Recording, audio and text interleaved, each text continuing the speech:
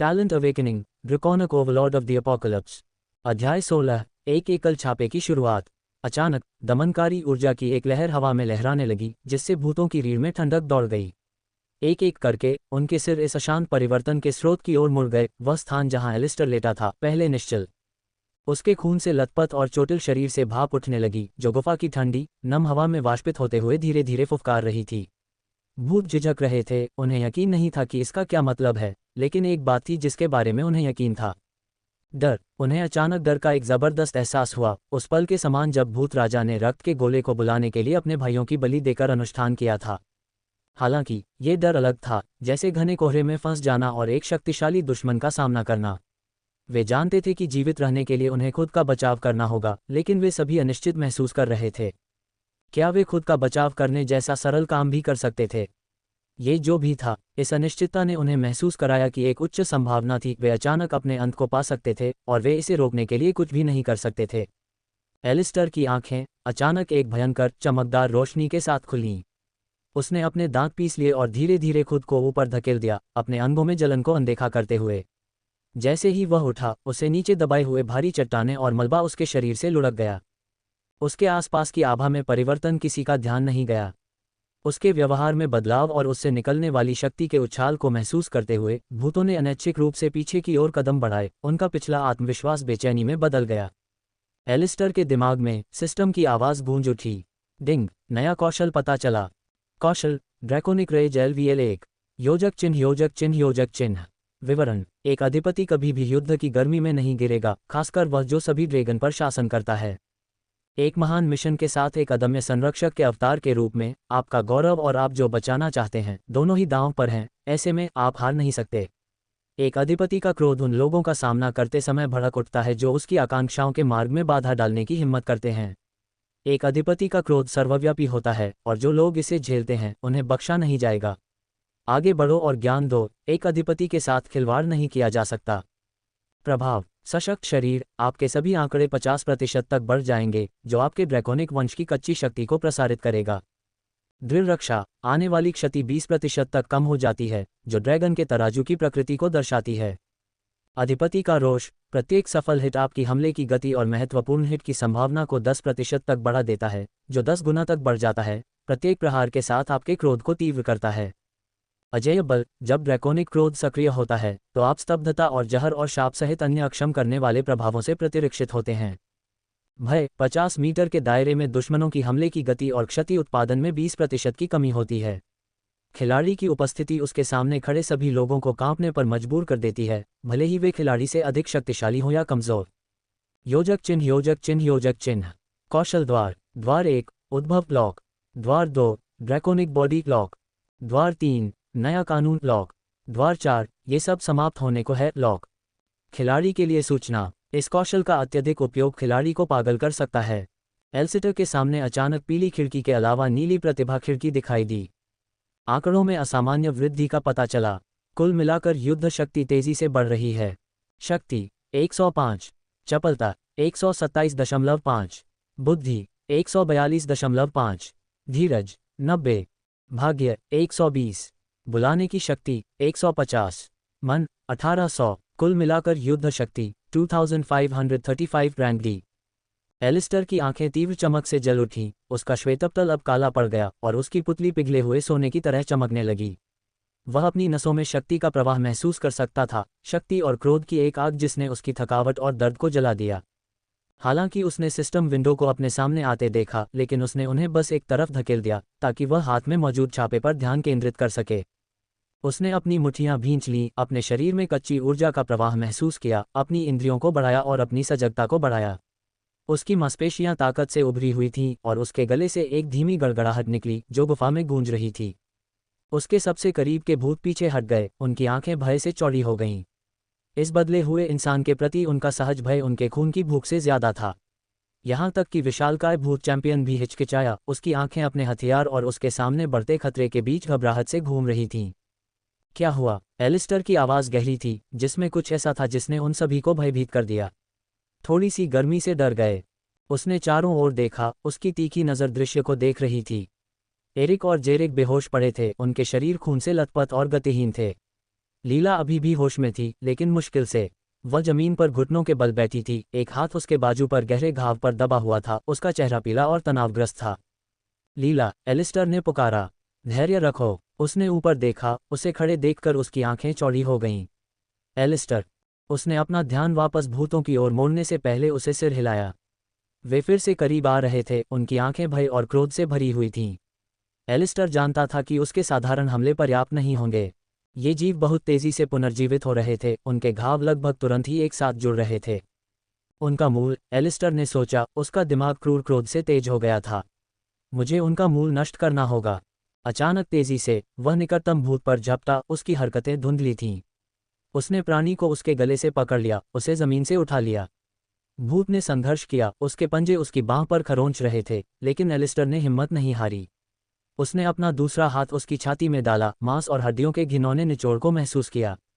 Alastair की उंगलियों ने एक धड़कते हुए काले कोर को चारों ओर से बंद कर दिया, जिससे भूत की आंखें डर से चौड़ी हो गईं। एक मोड़ के साथ उसने इसे बाहर निकाल दिया और भूत का शरीर लंगड़ा होने से पहले ऐंठने लगा। एलिस्टर ने अपने हाथ में कोर को कुचल दिया। जब उसने बेजान शरीर को नीचे गिराया तो उसकी उंगलियों से काला इचोर टपकने लगा। डिंग, आंकड़े 10% बढ़ गए। जैसे जैसे उसके आंकड़े बढ़ते गए, उसके शरीर में एक छोटा सा बदलाव देखा जा सकता था। उसके नाखून काले हो गए और बड़े हो गए, इतने लंबे कि उन्हें पंजे माना जा सकता था। सिस्टम की सूचना उसके दिमाग में गूंज रही थी, लेकिन एलिस्टर ने मुश्किल से ध्यान दिया। वह पहले से ही अगले भूत की ओर बढ़ रहा था। उसकी बढ़ी हुई इंद्रियां उसे सहज ज्ञान के अनुसार आगे बढ़ने के लिए मजबूर कर रही थीं। भूत अब और भी अधिक भयभीत थे, अपने साथी के क्रूर अंत को देखकर उनका आत्मविश्वास डगमगा गया था। फिर भी किसी आदिम वृत्ति से प्रेरित होकर उन्होंने फिर भी हमला किया। एलिस्टर ने उन पर हमला किया। उसके दांत पीसते हुए पता चला कि उसके कुछ नुकीले दांत उगाए थे। वह भूत के डंडे के एक जंगली झटके के नीचे झुक गया, उसके पंजे उसके पेट पर जा लगे। भूत चिल्लाया, लेकिन एलिस्टर नहीं रुका। उसने उसके सिर को पकड़ा और हिंसक तरीके से घुमाया। उसकी गर्दन के झटके की आवाज़ गुफा में गूंज उठी। जैसे ही वह गिरा, उसने उसकी छाती को चीर दिया, कोर को बाहर निकाला और अपनी एड़ी के नीचे कुचल दिया। डिंग, आंकड़े 10% बढ़ गए। स्तर ऊपर। उसके अंदर शक्ति का एक और उछाल आया और उसकी आंखों के चारों ओर उसका मन चटकने लगा। प्रत्येक हत्या से अधिक शक्ति प्राप्त हुई, तथा प्रत्येक नष्ट किए गए कोर ने भूतों की संख्या को और कम कर दिया। एलिस्टर विनाश का बवंडर था, उसकी बढ़ी हुई क्षमताएं उसे लगभग अजेय बना रही थीं। उसने महसूस किया कि उसके घाव लगभग उतनी ही तेजी से ठीक हो रहे थे जितनी तेजी से उसे लगाया गया था। उसके स्तर में तेजी से वृद्धि ने उसे अपने पैरों पर खड़ा रखा। खून उसका और भूतों का गुफा के फर्श पर बिखरा हुआ था। एक भूत उसकी पीठ पर पंजा मारने में कामयाब रहा, लेकिन एलिस्टर घूम गया, उसकी मुट्ठी उसके जबड़े से टकराए और उसे गिरा दिया। वह तुरंत उस पर था, उसका हाथ उसके सीने में घुस गया ताकि कोर को चीर सके। प्राणी की चीख तभी रुक गई जब उसने उसका दिल कुचल दिया। काला कोर उसकी पकड़ में बिखर गया। डिंग, आंकड़े 10% बढ़ गए। स्तर ऊपर। शेष भूत अपनी जगह पर रुक गए, वे स्पष्ट रूप से डरे हुए थे। यहाँ तक कि विशाल गॉब्लिन चैंपियन भी हिचकिचाया। उसका क्लब उसकी पकड़ में कांप रहा था, क्योंकि उसने एलिस्टर को अपने रिश्तेदारों को खत्म करते देखा। एलिस्टर अब पूरी तरह से ठीक हो चुका था। उसने अपना ध्यान चैंपियन की ओर लगाया।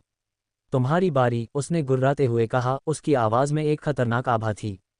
चैंपियन ने विरोध में दहाड़ लगाए, अपने क्लब को ऊंचा उठाकर उस पर हमला किया। लेकिन एलिस्टर तेज था। उसने शुरुआती झटके को टाल दिया, इतनी तेजी से आगे बढ़ा कि गॉब्लिन खाली हवा में झूलने लगा। चैंपियन के संभलने से पहले एलिस्टर उस पर था। उसने तुरंत अंतर को बंद कर दिया, थोड़ा ऊपर उछला, उसने अपने पंजे उसके सीने के बीच में गड़ा दिए। अचानक ताकत के विस्फोट के साथ उसने भूत की छाती को चीर दिया, जिससे काली कोर बाहर आ गई, जो अंधेरे ऊर्जा से धड़क रही थी। एलिस्टर ने संकोच नहीं किया। उसने अपना हाथ खुले घाव में डाला, कोर को चीरकर बाहर निकाल दिया। चैंपियन की दहाड़ एक गुर्राहट भरी कराह में बदल गई, क्योंकि उसकी जीवन शक्ति समाप्त हो गई। एलिस्टर ने अपनी मुट्ठी में कोर को कुचल दिया। भूत चैंपियन अंतिम गूंजती हुई धमाके के साथ जमीन पर गिर गया।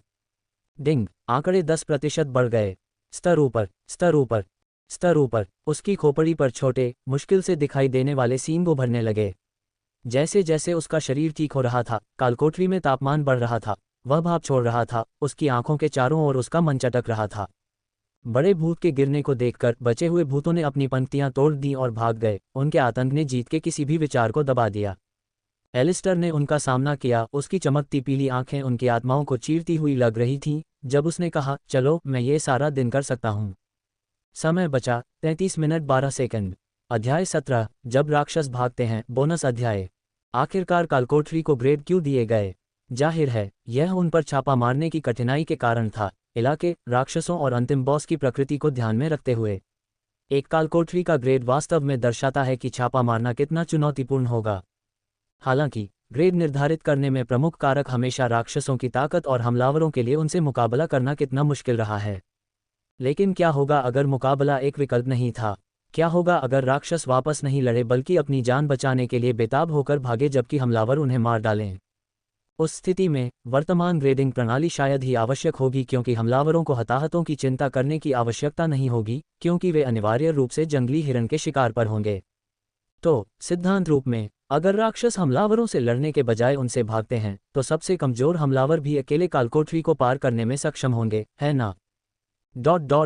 इस बिंदु पर एलिस्टर ड्रेकोनिक रेज कौशल से अपने स्टेट बूस्ट की अधिकतम स्टैकिंग सीमा तक पहुंच गया था। इस कौशल की प्रकृति के कारण, जिसने शुरू में उसके स्टेट को 50% बढ़ाया और फिर 10 गुना 10% बढ़ाया, उसके स्टेट वास्तव में 289.06% बढ़ रहे थे। संक्षेप में उसके मूल स्टेट को 3 गुना किया जा रहा था और वह विनाश के तूफान की तरह कालकोठरी में उत्पात मचा रहा था। हालांकि इतने कम समय में ताकत में इतनी असामान्य और अविश्वसनीय वृद्धि के एक या दूसरे तरीके से साइड इफेक्ट होने ही थे। ड्रैकोनिक रेज कौशल के रूप में एलिस्टर का शरीर शक्ति से भर गया। उसकी मांसपेशियां हिल गईं और उसकी इंद्रियां बढ़ गईं। अब उसके द्वारा की गई हर हरकत से प्रभुत्व की आभा निकलती थी। उसकी गर्दन के चारों ओर छोटे काले तराजू दिखाई दे रहे थे, जिससे उसकी ड्रैगन विशेषताएं और अधिक स्पष्ट हो रही थीं। वह अपने चरम पर लग रहा था, शायद उससे भी बेहतर, लेकिन किसी कारण से उसने सोचा, मुझे लगता है कि मैं किसी भी क्षण बेहोश हो सकता हूं। उसके अंदर से बह रही शक्ति उसके शरीर के लिए बहुत ज्यादा हो रही थी। हालांकि उसे कोई खरोंच नहीं आई थी, लेकिन वह पहले की तुलना में कमजोर महसूस करने लगा था, जब वह पहले मलबे के ढेर के नीचे खून से लथपथ पड़ा था। वह अब गुफा में बहुत अंदर चला गया था। उसकी नज़रें गॉब्लिन किंग की विशालकाय आकृति पर टिकी थीं। ये प्राणी दूसरों की तुलना में अधिक लंबा और प्रभावशाली था। इसकी गहरे हरे रंग की त्वचा रून प्रतीकों से ढकी हुई थी और इसकी गर्दन के चारों ओर हड्डियों का एक हार था। इसने एक हाथ में रक्त लाल गोला और दूसरे हाथ में एक दांतेदार, जंग लगी तलवार पकड़ी हुई थी। वास्तव में यह उसका कर्मचारी था जिसने ये रूप धारण किया था। गॉब्लिन किंग ने रक्त के गोले को ऊपर उठाते हुए उपहास किया, जो एक चमकदार लाल रोशनी के साथ धड़कने लगा। एलिस्टर की नज़र उस पर टिकी हुई थी, ये देखते हुए कि कैसे गोला आसपास के रक्त से ऊर्जा खींचता हुआ एक केंद्रित, गहरे लाल द्रव्यमान में घूमता हुआ लग रहा था। राजा के होंठ एक क्रूर मुस्कान में मुड़े हुए थे, क्योंकि वह एक कर्कश भाषा में मंत्रोच्चार कर रहा था, जिससे गोला और अधिक चमक रहा था। ठीक है, इसे खत्म करने का समय आ गया है, एलिस्टर ने सोचा। वह समय बर्बाद नहीं कर सकता था। हर सेकंड मायने रखता था, न केवल उसके जीवन के लिए बल्कि उसके साथियों के जीवन के लिए भी। अचानक तेजी से एलिस्टर ने खुद को गॉब्लिन किंग पर फेंका। उसकी हरकतें धुंधली थीं। राजा के पास प्रतिक्रिया करने का समय ही नहीं था कि एलिस्टर उस पर अपने पंजों से वार करते हुए आ गया। पंजे राजा के मांस पर लगे, गहरे घाव, लेकिन गॉब्लिन किंग ने अपनी तलवार के शक्तिशाली झटके से जवाबी हमला किया। एलिस्टर चाप के नीचे झुक गया, हवा के झोंके को महसूस करते हुए, क्योंकि ब्लेड उससे इंच भर दूर रह गया। गॉब्लिन किंग ने निराशा में दहाड़ते हुए रक्त के गोले को ऊपर उठाया। रक्त के काले तने गोले से निकले, जीवित सर्पों की तरह कुंडलित और मुड़ते हुए। एलिस्टर ने उनके चारों ओर छलांग लगाई। उसकी बढ़ी हुई सजगता ने उसे प्रत्येक वार से आसानी से बचने की अनुमति दी। तने जमीन पर गिरे, छोटे छोटे गड्ढों में फट गए, लेकिन एलिस्टर अछूता रहा। वह मुझे जहर देने की कोशिश कर रहा है। एलिस्टर ने अम्लीय फुफकार को देखा, जहां तने पत्थर के फर्श से टकराए थे। लेकिन इस कौशल के साथ ये काम नहीं करेगा। वह अभी भी इस चीज के लिए नया था जिसे सिस्टम कौशल कहता था। यह एक अजीब शक्ति थी, लेकिन उसे याद था कि उसने जहर से प्रतिरक्षित होने की एक झलक देखी थी। ध्यान केंद्रित रखो, उसने खुद से कहा। अपना ध्यान वापस गॉब्लिन किंग पर केंद्रित किया। एक भयंकर दहाड़ के साथ एलिस्टर ने फिर से हमला किया। उसकी हरकतें सहज और घातक थीं। वह इधर उधर भागा, उसका शरीर धुंधला था। फिर वह सीधे उसके पास पहुंचा। गॉब्लिन किंग ने जवाबी हमला करने की कोशिश की, लेकिन वह बाईं ओर से लड़खड़ा गया, फिर दाईं ओर से वार किया। उसके पंजे राजा के बाएं हिस्से को चीरते हुए निकल गए। प्रत्येक वार विनाशकारी बल के साथ हुआ। ड्रेकोनिक रेज की बढ़ी हुई ताकत के कारण गॉब्लिन किंग के मांस में आसानी से धंस गया, जिससे वह गहराई तक और तेजी से काट सकता था। तुम्हें लगता है कि तुम मुझे हरा सकते हो, इंसान? भूत राजा ने थूका। उसकी आवाज में कर्कश गड़गड़ाहट थी। तुम रक्त के गोले की शक्ति की तुलना में कुछ भी नहीं हो। ये भूत बोल सकता है। एलिस्टर ने आश्चर्य व्यक्त किया। कालकोठरी के ग्रेड में वृद्धि ने इसे कुछ हद तक बुद्धिमत्ता हासिल करने की अनुमति दी होगी। मुझे याद है कि मैंने पढ़ा था कि उच्च श्रेणी के राक्षसों में बुद्धिमत्ता का स्तर अधिक होता है और कुछ बात भी कर सकते हैं। क्या ऐसा है? एलिस्टर ने ताना मारा। उसके होठों पर एक मुस्कुराहट फैल गई क्योंकि उसने राजा के एक और हमले को टाल दिया। क्योंकि जहां मैं खड़ा हूं वहां से तुम ही हो जो खून बहा रहे हो। एलिस्टर का व्यवहार स्पष्ट रूप से बदल गया था। ये वह तरीका नहीं था जिस तरह से वह सामान्य रूप से कार्य करता था। कौशल उसके व्यक्तित्व पर प्रभाव डाल रहा था। गॉब्लिन किंग का शरीर घावों से भरा हुआ था, घावों से खून बह रहा था, इसके पुनर्योजी क्षमताओं के बावजूद। एलिस्टर ने दबाव डाला। उसके वार निरंतर और निर्दयी थे। वह अपने भीतर ड्रैकोनिक क्रोध को महसूस कर सकता था, जो उसके क्रोध को बढ़ा रहा था और उसे आगे बढ़ा रहा था। एक हताश चाल में गॉब्लिन किंग ने एलिस्टर की ओर रक्त का गोला फेंका, जिससे रक्त की कीलें बरसने लगीं। प्रक्षेप्य हवा में चीरते हुए सीधे उस पर निशाना साध रहे थे। लेकिन एलिस्टर की गति बेजोड़ थी। वह प्रक्षेप्यों को आसानी से चीरता हुआ आगे बढ़ा। उनके बीच की दूरी तुम्हें इससे बेहतर करना होगा, एलिस्टर ने गुर्राते हुए कहा। उसकी आवाज़ धीमी और खतरनाक थी। अध्याय 18 छापा पूरा हुआ। गॉब्लिन किंग की आंखें क्रोध और हताशा से चौड़ी हो गईं, क्योंकि उसने देखा कि कैसे एलिस्टर ने आसानी से उसके हमलों को चकमा दिया। स्पाइक्स गुफा की दीवारों से टकराए, प्रभाव पर फट गए और पत्थर के टुकड़े और खून की धाराएं हवा में बिखर गईं। उनके नीचे की जमीन धमाकों की ताकत से कांप उठी। एलिस्टर की हरकतें धुंधली थीं। हर कदम के साथ धरती उसके पैरों के नीचे झुकती हुई लग रही थी। छोटी छोटी दरारें बाहर की ओर लहरा रही थीं, जैसे कि पत्थर खुद उसकी शक्ति से पीछे हट गया हो। उसने अपने और गॉब्लिन किंग के बीच की दूरी को भयानक गति से पाट दिया। उसकी बढ़ी हुई ताकत और चपलता ने उसे एक जीवित हथियार में बदल दिया, जिसने गॉब्लिन किंग के पैरों पर कई गहरे घाव कर दिए। गॉब्लिन किंग ने एलिस्टर को पकड़ने की उम्मीद में अपनी नुकीली तलवार को एक चौड़े चाप में घुमाया, लेकिन एलिस्टर पहले से ही उससे आगे निकल चुका था। वह झूले के नीचे झुक गया। तलवार की धार हवा में उस जगह से कट गई जहां उसका सिर बस एक सेकंड पहले था। राजा के अत्यधिक प्रहार ने उसे कमजोर बना दिया और एलिस्टर ने एक पल भी बर्बाद नहीं किया। उसने कई बार वार किया। उसके पंजे गोबलिन राजा के मांस में गहरे तक घुस गए। प्राणी ने अपनी तलवार को बेतहाशा घुमाते हुए जवाबी हमला करने की कोशिश की, लेकिन एलिस्टर ने हर अनाड़ी हमले को आसानी से चकमा दे दिया। क्या तुम्हारे पास बस इतना ही है? एलिस्टर ने ताना मारा। उसकी आवाज़ तिरस्कार से भरी हुई थी। तुम्हें राजा होना चाहिए, है न? एक राजा की तरह लड़ो। गोबलिन राजा की आंखें क्रोध से जल उठीं। उसने एक बार फिर रक्त गोला उठाया, अपनी काली ऊर्जा को प्रवाहित किया, जिससे गोला से रक्त की मोटी धारें निकलीं, जो सांपों की तरह मुड़ती और फुफकारती थीं। वे एलिस्टर पर टूट पड़े, उसे पकड़ने और कुचलने की कोशिश कर रहे थे। एलिस्टर ने पीछे छलांग लगाई और आसानी से उन सभी को चकमा दे दिया। एक बार जब हमले खत्म हो गए, तो उसने फिर से उनके बीच की दूरी कम कर दी। उसने अपने पंजे गॉब्लिन किंग के शरीर में घुसा दिए और पंजे को घुमाते हुए उसे वापस खींच लिया ताकि अधिकतम नुकसान पहुंचाया जा सके।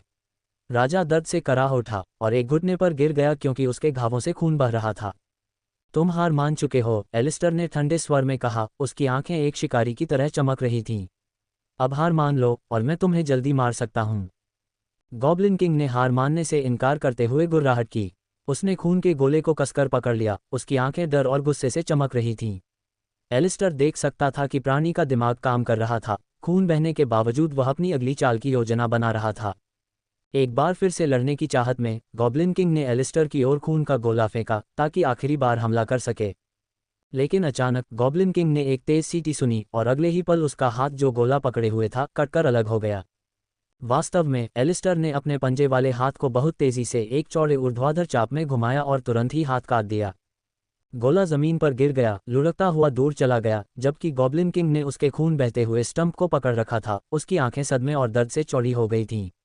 एलिस्टर ने उसे संभलने का मौका नहीं दिया। उसने अपना हाथ उसके सीने में घुसा दिया और अपने पंजे उसके कोर के चारों ओर लपेट दिए। गॉब्लिन किंग ने अपने बचे हुए हाथ से तलवार घुमाते हुए वापस लड़ने की कोशिश की, लेकिन एलिस्टर ने हिम्मत नहीं हारी। वह ब्लेड के नीचे झुक गया और अपने दूसरे पंजे वाले हाथ का इस्तेमाल करके गॉब्लिन किंग का दूसरा हाथ काट दिया। तुम्हारा काम हो गया, एलिस्टर ने कहा। उसकी आवाज़ ठंडी और कृपालु थी क्योंकि वह गॉब्लिन राजा को ध्यान से देख रहा था। और इसके साथ ही उसने कोर को चीर दिया और उसे कुचल दिया। गॉब्लिन राजा जमीन पर गिर गया। उसका शरीर ऐंठने लगा और फिर आखिरकार स्थिर हो गया। गुफा शांत हो गई। लड़ाई की गूंज दूर तक फीकी पड़ गई। एलिस्टर गिरे हुए राजा के ऊपर खड़ा था। उसकी सांसें भारी थीं, लेकिन उसका शरीर पहले से ही उसके घावों से ठीक होना शुरू हो गया था। सिस्टम की आवाज़ उसके सिर में फिर से गूंजी। डिंग, क्वेस्ट पूरा हुआ। सिस्टम की आवाज़ के बाद नोटिफिकेशन की बार आ गई। बधाई हो, आपने क्वेस्ट पूरा कर लिया है। समनर्स भी लड़ सकते हैं। पुरस्कार जल्द ही दिए जाएंगे। डेंगॉन लूट हार्वेस्ट अनुक्रम शुरू करना।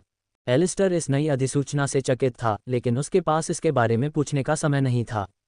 उसे चक्कर आ रहा था और उसे अपने साथियों को बाहर निकालकर अस्पताल ले जाने की जरूरत थी। वह वापस वहीं आ गया जहां उसने अपने साथियों को छोड़ा था, लीला के पास जाकर, जहां वह अमेलिया के बगल में घुटनों के बल बैठी थी। लीला, उसने धीरे से उसके कंधे को छूते हुए पुकारा। लीला, हमें चलना चाहिए। छापा खत्म हो गया है। लीला ने ऊपर देखा, उसकी आंखें रोने से लाल और सूजी हुई थीं। एलिस्टर, अमेलिया, वह चली गई। मैंने उसे ठीक करने की कोशिश की, लेकिन बहुत देर हो चुकी थी। एलिस्टर ने अमेलिया के बेजान शरीर को देखा, लेकिन किसी कारण से उसे कुछ भी महसूस नहीं हुआ। वह एक अच्छी इंसान लग रही थी, लेकिन वह उसे कुछ घंटे पहले तक नहीं जानता था, इसलिए वह वास्तव में उससे जुड़ा नहीं था। एक ऐसे व्यक्ति के रूप में जिसने कई बार जाने देने की कला में महारत हासिल की है, ऐसे क्षणों में उसके दिल में ढाल थी।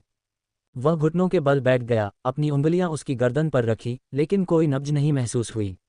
उसकी त्वचा ठंडी और पीली थी, जीवन की चिंगारी बुझ गई थी। मुझे माफ कर दो, उसने धीरे से उसकी आंखें बंद करते हुए फुसफुसाया। हमें जाना होगा, लीला। हम यहाँ नहीं रह सकते। लीला ने अपना सिर हिलाया, उसके चेहरे पर आंसू बह रहे थे। मैं उसे नहीं छोड़ सकती। मैं नहीं, एलिस्टर ने धीरे से लेकिन दृढ़ता से कहा, हमारे पास कोई विकल्प नहीं है। हमें यहाँ से निकल जाना चाहिए ताकि हम दूसरों को अस्पताल ले जा सकें, ताकि उनका भी यही हश्र न हो। अमेलिया नहीं चाहेगी कि हम यहाँ मरें। वह लीला की आंखों में अनिच्छा देख सकता था, उसके दुख का भार लगभग असहनीय था। लेकिन समय नहीं था, दूसरों को जीवित रहना था, अमेलिया के बलिदान का सम्मान करते हुए आगे बढ़ना था। मुझे खेद है, एलिस्टर ने फिर कहा। उसने अपना हाथ आगे बढ़ाया और एक तेज गति से लीला की गर्दन पर मारा, जिससे वह बेहोश हो गई। ये सुनिश्चित करने का एकमात्र तरीका था कि वह विरोध न करे। सावधानी से उसने लीला के लंगड़े शरीर को उठाया, उसे अपनी छाती से लगा लिया। फिर वह एरिक और जेरेक के पास गया, उनकी चोटों की जांच की।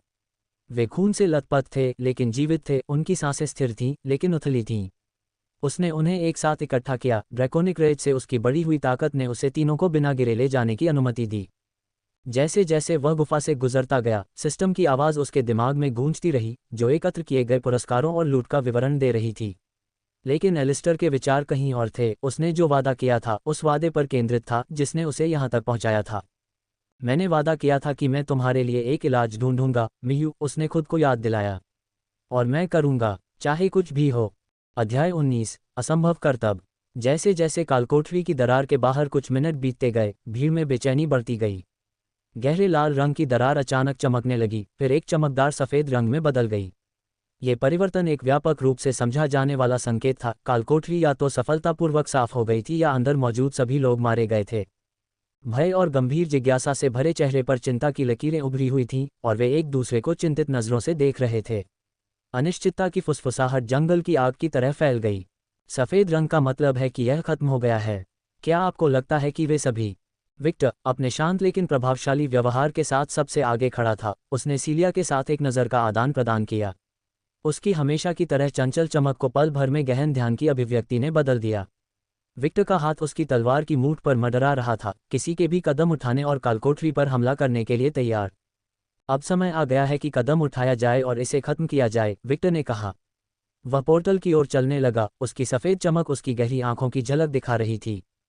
सेलिया ने अपने होठों को हल्का सा उत्तेजित मुस्कान में मोड़ते हुए सिर हिलाया। ठीक है, वह विक्टर के पीछे पीछे चली गई। जैसे ही वे दरार में जाने वाले थे, भीड़ से एक आवाज़ आई, तीखी और ज़रूरी। रुको, देखो, कोई बाहर आ रहा है। विक्टर ने ये देखने के लिए अपना सिर घुमाया कि यह किसने कहा, फिर दरार की ओर मुड़ गया। पोर्टल के किनारे पर देखते हुए उसकी आंखें सिकुड़ गईं। चमकती हुई सफ़ेद चमक से एक युवक निकल रहा था, जो लड़खड़ा रहा था और भारी सांस ले रहा था। ऐसा लग रहा था कि वह अपने साथियों को ले जा रहा था। भीड़ की सांसें रुक गईं, क्योंकि वे सभी ये देखने के लिए रुक गए कि यह कौन था। यह एलिस्टर था, लेकिन उसका रूप अजीब था। उसकी गर्दन के चारों ओर चमकते हुए तराजू थे, आंखें गहरे पीले रंग की चमक से चमक रही थीं, और उससे कच्ची, आदिम शक्ति की आभा निकल रही थी। वह खून से लथपथ था और युद्ध की गंदगी से लथपथ था, उसकी सांसें उखड़ी हुई थीं।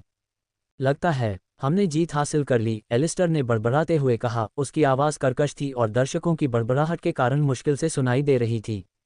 भीड़ के इर्द गिर्द देखते हुए उसकी आंखें किसी भी क्षण बंद हो सकती थीं, इससे पहले कि वह विक्टर और सेलिया पर गिरता। उसकी निगाहों की तीव्रता ने विक्टर के दिल की धड़कन को रोक दिया, और सेलिया का हमेशा का आत्मविश्वास एक पल के लिए डगमगा गया। विक्टर को लगा कि उसकी रीढ़ में एक अनैच्छिक सिहरन दौड़ गई है। एलिस्टर की उपस्थिति बहुत ही भयानक थी, जो एक खतरनाक, लगभग राक्षस जैसी आभा बिखेर रही थी। विक्टर का हाथ सहज रूप से अपनी तलवार की मूठ के चारों ओर कस गया, एक पल की सूचना पर उसे खींचने के लिए तैयार। लेकिन इससे पहले कि वह कुछ कर पाता, एलिस्टर की आंखें पीछे की ओर मुड़ गईं और वह जमीन पर गिर गया। उसकी आंखों की रोशनी फीकी पड़ गई और वह बेहोश हो गया। जैसे ही एलिस्टर गिरा, उसके शरीर में जो परिवर्तन हुआ था वह फीका पड़ने लगा।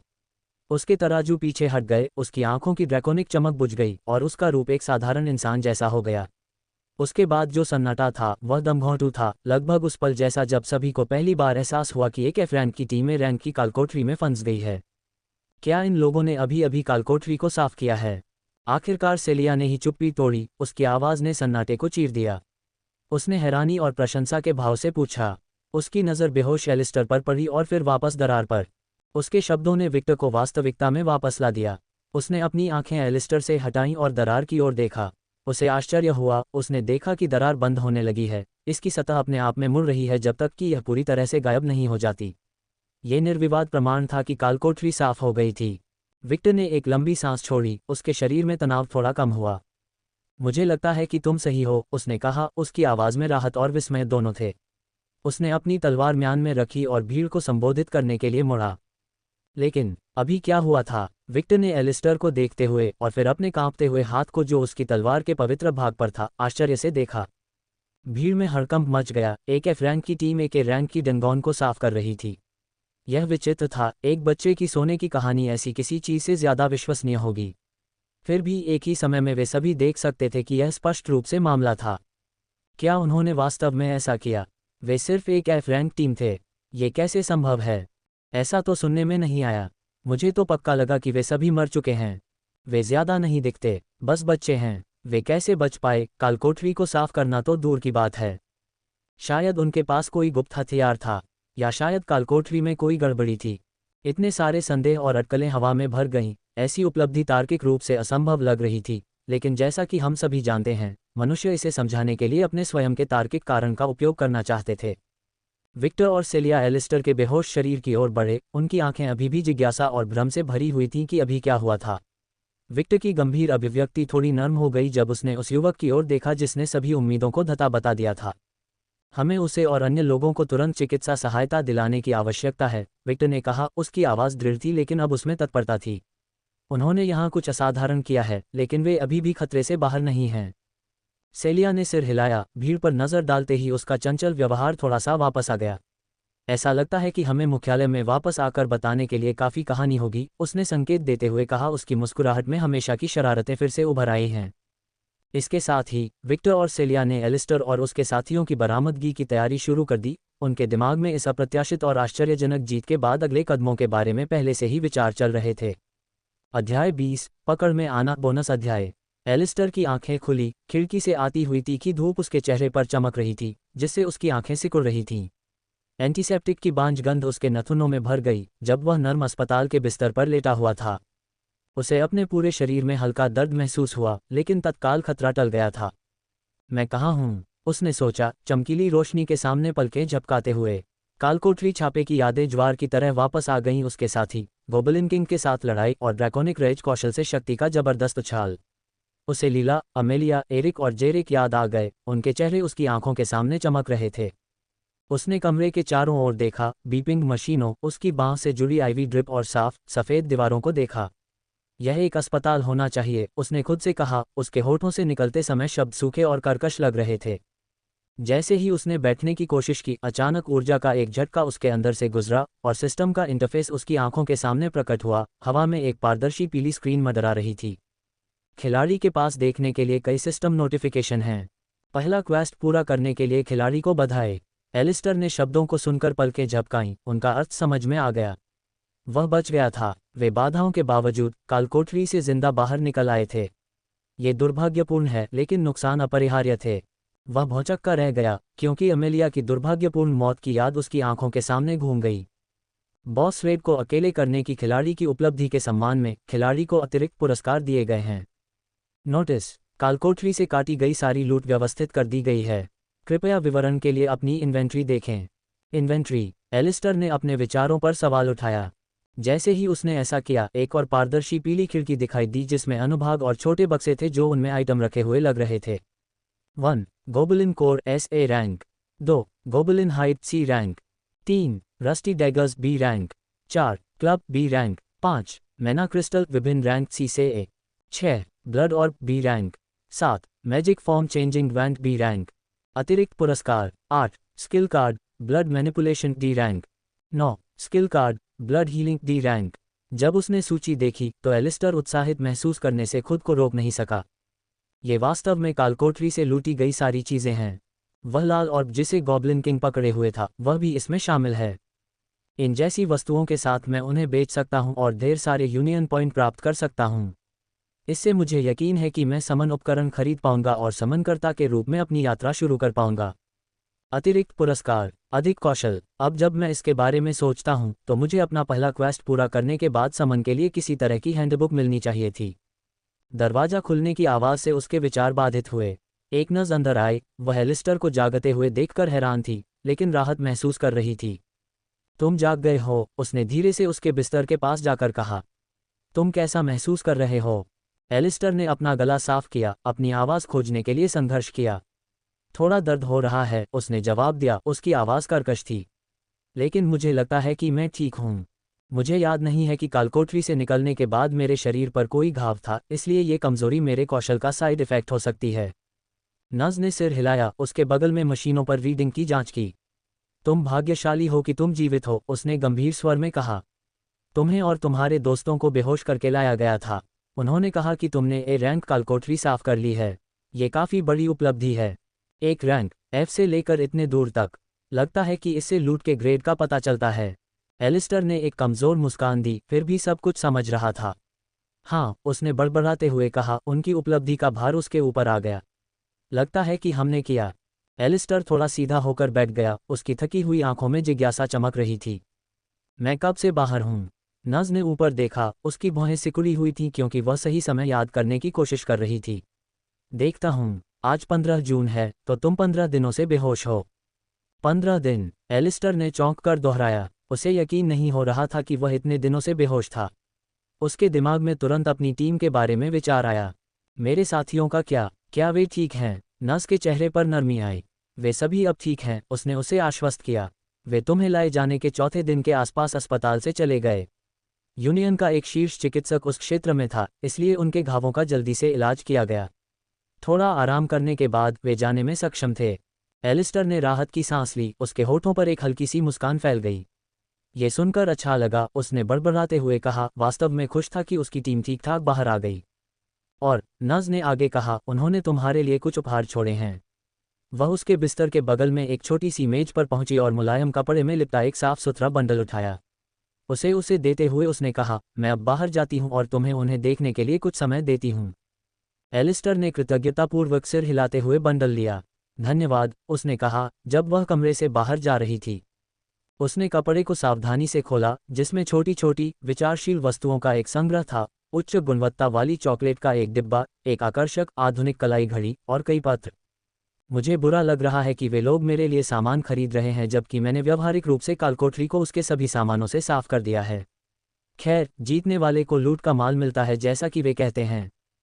उसने लिफाफों में से एक उठाया जिसके सामने लीला का नाम लिखा था। इसे खोलते हुए उसने पढ़ा, प्रिय एलिस्टर, मुझे उम्मीद है कि तुम इसे जल्द ही पढ़ रहे होगे और होश में होगे। कालकोठरी में तुमने जो किया उसके लिए मैं तुम्हें धन्यवाद नहीं दे सकता। ईमानदारी से कहूँ तो मुझे नहीं पता कि तुमने ये कैसे किया, लेकिन मैं आभारी हूँ कि तुमने ऐसा किया। तुमने हम सभी को बचाया और मैं अपनी जिंदगी के लिए तुम्हारा ऋणी हूँ। हमने कुछ समय के लिए ब्रेक लेने का फैसला किया है, चीज़ों का पुनर्मूल्यांकन करने का, लेकिन चिंता न करें, हम जल्द ही फिर से काम पर लग जाएंगे। अपना ख्याल रखना और बेहतर हो जाना। अगली बार हमें ड्रिंक लेना है और इस बारे में बात करनी है कि तुम कैसे किसी तरह के सुपरह्यूमन बन गए। शुभकामनाएं, लीला। एलिस्टर ने पत्र को पढ़कर मुस्कुराया, उसके सीने में एक गर्माहट महसूस हुई। उसने बाकी पत्र खोले, सभी में एक जैसा संदेश था। एलिस्टर तकिए के सहारे पीछे झुक गया, उसके ऊपर शांति की भावना आ रही थी।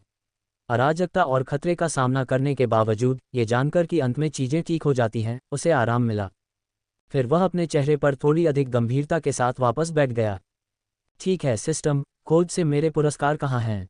बधाई हो, खिलाड़ी को मिला है 100 EXP। Beginners guide to summoning rank A basic clawed gauntlets rank A. Item खिलाड़ी की इन्वेंट्री में ट्रांसफर कर दिए गए हैं। इन्वेंट्री खिड़की भौतिक रूप में आ गई। एलिस्टर खिड़की में पहुंचकर किताब निकालना चाहता था।